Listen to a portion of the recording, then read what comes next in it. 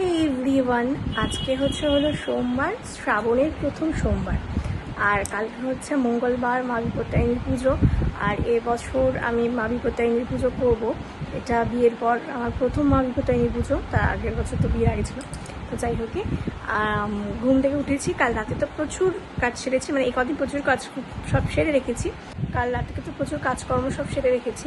আর এখন সকাল হয়েছে। কালকে তো ফিফা ওয়ার্ল্ড কাপ ফাইনাল ছিল। তো আমার বর তো প্রায় ফিরেছে হচ্ছে 4:30টার সময় বাড়িতে খেলা দেখে।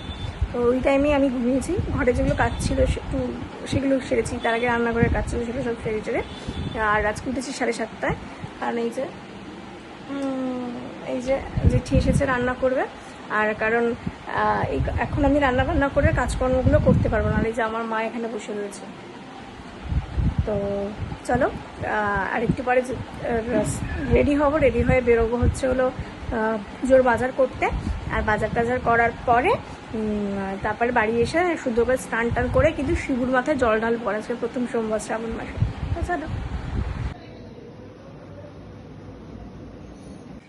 আমি এখন রেডি হয়ে গেছি। এখন যাবো হচ্ছে পুজোর বাজার করতে।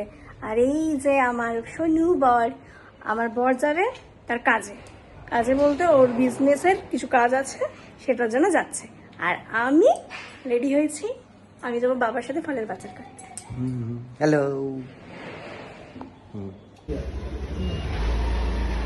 চিন্তা করেন এখন